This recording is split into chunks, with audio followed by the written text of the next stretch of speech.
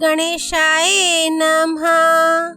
ओम श्री पुराण पुरुषोत्तमाय नमः। श्री शिव पुराण संहिता 7 वायव्य संहिता पूर्व खंड अध्याय 7 से 12। ब्रह्मा जी की मूर्छा, उनके मुख से रुद्रदेव का प्राकट्य, सब प्राण हुए ब्रह्मा जी के द्वारा 8 नामों से महेश्वर की स्तुति तथा रुद्र की आज्ञा से ब्रह्मा द्वारा सृष्टि रचना।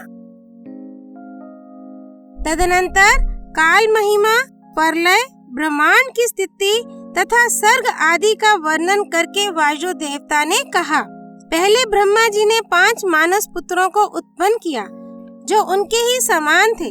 उनके नाम इस प्रकार हैं: सनक, सनंदन, विद्वान सनातन, ऋभु और सनत कुमार। वे सब के सब योगी, वीतराग और ईर्ष्या दोष से रहित थे। इन सब का मन ईश्वर के चिंतन में लगा रहता था, इसलिए उन्होंने सृष्टि रचना की इच्छा नहीं की। सृष्टि से विरत हो सनक आदि महात्मा जब चले गए, तब ब्रह्मा जी ने पुनः सृष्टि की इच्छा से बड़ी भारी तपस्या की। इस प्रकार दीर्घ काल तक तपस्या करने पर भी जब कोई काम ना बना, तब उनके मन में दुख हुआ। उस दुख से क्रोध प्रकट हुआ। क्रोध से आविष्ट होने पर ब्रह्मा जी के दोनों नेत्रों से आंसू की बूंदें गिरने लगीं। उन अश्रु बिंदुओं से भूत प्रेत उत्पन्न हुए। अश्रु से उत्पन्न हुए उन सब भूतों प्रेतों को देखकर ब्रह्मा जी ने अपनी निंदा की। उस समय क्रोध और मोह के कारण उन्हें तीव्र मूर्छा आ गई। क्रोध से आविष्ट हुए प्रजापति ने मूर्छित होने पर अपने प्राण त्याग दिए। तब प्राणों के स्वामी भगवान नील लोहित रुद्र अनुपम कृपा प्रसाद प्रकट करने के लिए ब्रह्मा जी के मुख से वहां प्रकट हुए। उन जगदीश्वर प्रभु ने अपने को 11 रूपों में प्रकट किया। महादेव जी ने अपने उन महामना 11 स्वरूपों से कहा, बच्चों, मैंने लोक पर अनुग्रह करने के लिए तुम लोगों की सृष्टि की है, अतः तुम आलस्य रहित हो संपूर्ण लोक की स्थापना, हित साधन तथा प्रजा संतान की वृद्धि के लिए प्रयत्न करो। महेश्वर के ऐसा कहने पर वे रोने और चारों ओर दौड़ने लगे। रोने और दौड़ने के कारण उनका नाम रुद्र हुआ। जो रुद्र हैं वे निश्चय ही प्राण हैं, और जो प्राण हैं वे महात्मा रुद्र हैं। तत्पश्चात ब्रह्मपुत्र महेश्वर ने दया करके मरे हुए देवता परमेष्ठी ब्रह्मा जी को पुनः प्राण दान दिया। ब्रह्मा जी के शरीर में प्राणों के लौट आने पर रुद्रदेव का मुख प्रसन्नता से खिल उठा।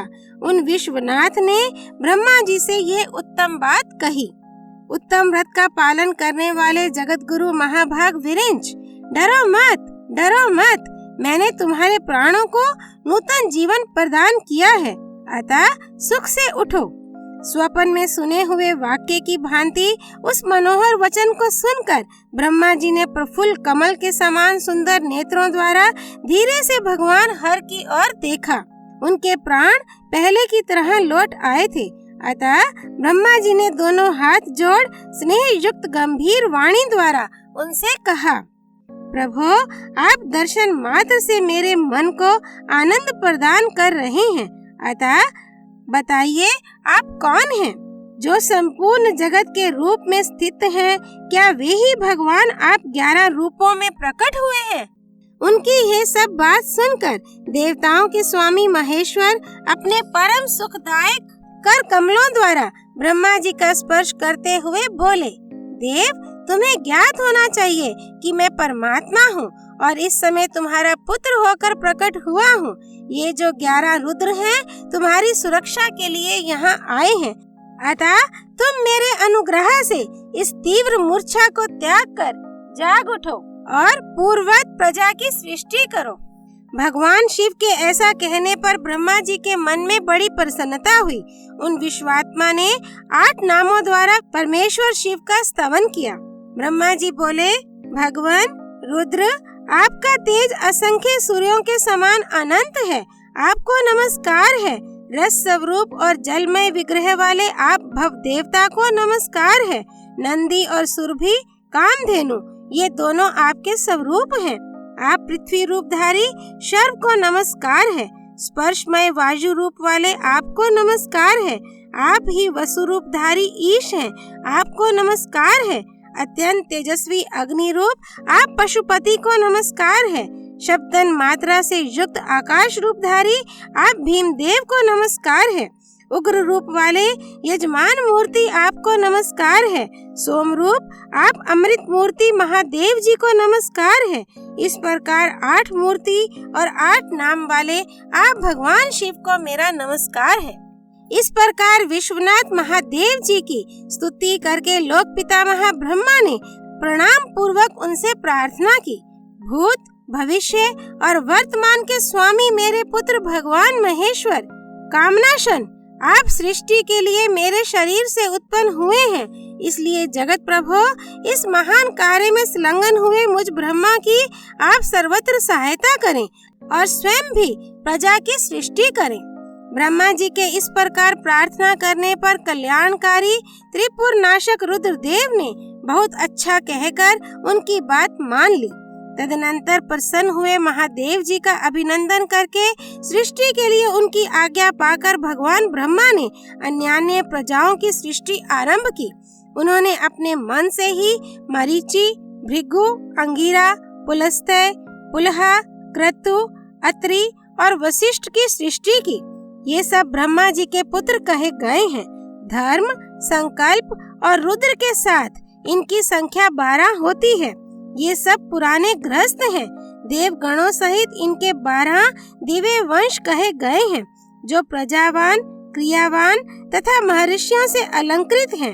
तत्पश्चात जल पर स्थित हुए रुद्र सहित ब्रह्मा जी ने देवताओं, असुरों, पितरों और मनुष्यों की सृष्टि करने का विचार किया। ब्रह्मा जी ने सृष्टि के लिए समाधिस्थ हो अपने चित्त को एकाग्र किया। तत्पश्चात मुख से देवताओं को, कोख से पितरों को, कटी के अगले भाग से असुरों को तथा प्रजननेन्द्रिय लिंग से सब मनुष्यों को उत्पन्न किया। उनके गुदा स्थान से राक्षस उत्पन्न हुए, जो सदा भूख से व्याकुल रहते हैं। उनमें तमोगुण और रजोगुण की प्रधानता होती है। वे रात को विचरते और बलवान होते हैं। सांप, यक्ष, भूत और गंधर्व ये भी ब्रह्मा जी के अंगों से उत्पन्न हुए। उनके पक्ष भाग से पक्षी हुए। वक्ष स्थल से अजंगम स्थावर प्राणियों का जन्म हुआ। मुख से बकरों और पार्श्व भाग से भुजंगमों की उत्पत्ति हुई। दोनों पैरों से घोड़े, हाथी, शरभ, नीलगाय, मृग, ऊंट, खच्चर, न्यंकु नामक मृग तथा पशु जाति के अन्यान्य प्राणी उत्पन्न हुए। रोमावलियों से औषधियाँ तथा फल मूलों का प्राकट्य हुआ। ब्रह्मा जी के पूर्ववर्ती मुख से गायत्री छंद, ऋग्वेद, त्रिवृत स्तोम, रथंतर साम तथा अग्निष्टोम नामक यज्ञ की उत्पत्ति हुई। उनके दक्षिण मुख से यजुर्वेद, त्रिष्टुप छंद, पंचदश स्तोम, वृत्साम और उक्कथ नामक यज्ञ की उत्पत्ति हुई। उन्होंने अपने पश्चिम मुख से सामवेद, जगती छंद, सप्तदश स्तोम, वैरूप्य साम और अतिरात्र नामक यज्ञ को प्रकट किया। उनके उत्तरवर्ती मुख से 21 स्तोम, अथर्ववेद, आप्तराम नामक यम, अनुष्टुप छंद और वैराज नामक साम का प्रादुर्भाव हुआ। उनके अंगों से और भी बहुत से छोटे बड़े प्राणी उत्पन्न हुए। उन्होंने यक्ष, पिशाच, गंधर्व, अप्सराओं के समुदाय, मनुष्य, किन्नर, राक्षस, पक्षी, पशु, मृग और सर्प आदि संपूर्ण नित्य एवं अनित्य स्थावर जंगम जगत की रचना की। उनमें से जिन्होंने जैसे जैसे कर्म पूर्व कल्पों में अपनाए थे, पुनः पुनः सृष्टि होने पर उन्होंने फिर उन्हीं कर्मों को अपनाया। उस समय वे अपनी पूर्व भावना से भावित होकर हिंसा अहिंसा से युक्त, मृदु कठोर, धर्म अधर्म तथा सत्य और मिथ्या कर्म को अपनाते हैं, क्योंकि पहले की वासना के अनुकूल कर्म ही उन्हें अच्छे लगते हैं। इस प्रकार विधाता ने ही स्वयं इंद्रियों के विषय, भूत और शरीर आदि में विभिन्नता एवं व्यवहार की सृष्टि की है। उन पितामह ने कल्प के आरंभ में देवता आदि प्राणियों के नाम, रूप तथा कार्य विस्तार को वेदोक्त वर्णन के अनुसार ही निश्चित किया। ऋषियों के नाम तथा जीविका साधक कर्म भी उन्होंने वेदों के अनुसार ही निर्दिष्ट किए। अपनी रात व्यतीत होने पर अजन्मा ब्रह्मा ने स्वरचित प्राणियों को ही वे नाम और कर्म दिए जो पूर्व कल्प में उन्हें प्राप्त थे। जिस प्रकार भिन्न भिन्न ऋतुओं के पुनः पुनः आने पर उनके चिन्ह और नाम रूप आदि पूर्ववत रहते हैं, उसी प्रकार युगादि काल में भी उनके पूर्व भाव ही दृष्टि गोचर होते हैं। इस प्रकार स्वयंभू ब्रह्मा जी की लोक सृष्टि उन्हीं के विभिन्न अंगों से प्रकट हुई है। महत से लेकर विशेष पर्यंत सब कुछ प्रकृति का विकार है। यह प्राकृत जगत चंद्रमा और सूर्य की प्रभा से उद्भासित, ग्रह और नक्षत्रों से मंडित, नदियों, पर्वतों तथा समुद्रों से अलंकृत और भांति भांति के रमणीय नगरों एवं समृद्धिशाली जनपदों से सुशोभित है। इसी को ब्रह्मा जी का वन या ब्रह्म वृक्ष कहते हैं। उस ब्रह्म वन में अव्यक्त एवं सर्वज्ञ ब्रह्मा विचरते हैं। वह सनातन ब्रह्म वृक्ष अव्यक्त रूपी बीज से प्रकट एवं ईश्वर के अनुग्रह पर स्थित है। बुद्धि इसका तना और बड़ी बड़ी डालियां हैं। इंद्रियां भीतर के खोखले हैं। महाभूत इसकी सीमा है।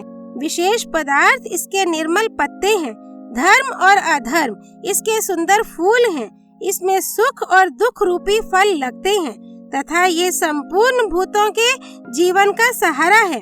ब्राह्मण लोग द्युलोक को उनका मस्तक, आकाश को नाभि, चंद्रमा और सूर्य को नेत्र, दिशाओं को कान और पृथ्वी को उनके पैर बताते हैं।